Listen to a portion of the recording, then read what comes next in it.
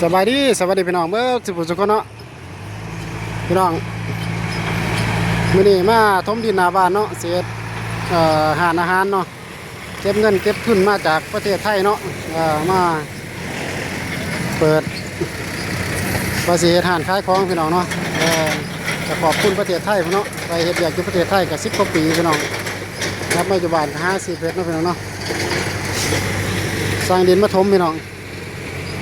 ถมหน้าบ้านเนาะเพื่อนน่ะก็เงินจากประเทศไทย100%เด้พี่น้องมาเฮ็ดสร้างเพื่อนน่ะก็เงินจากประเทศไทยเนาะปั๊บไปพี่น้อง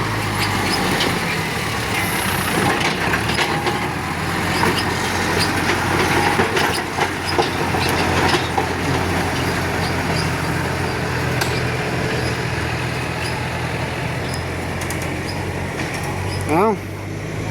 นี่ล่ะพี่น้องคำมนุษย์ทำดูถูกพี่น้องเนาะไปเป็นขี้ขาคนไทยสิเนาะกำลังมาขายของอยู่บ้านก็ว่าคือบ่เฮ็ดเวียกอยู่ประเทศไทยของเราเนาะผู้เป็นขี้ขาคนไทยเนาะมันจังเป็นพี่น้องนี่เป็นปั๊บหน้าบ้านเต็มเบิดเนาะพี่น้องเนาะ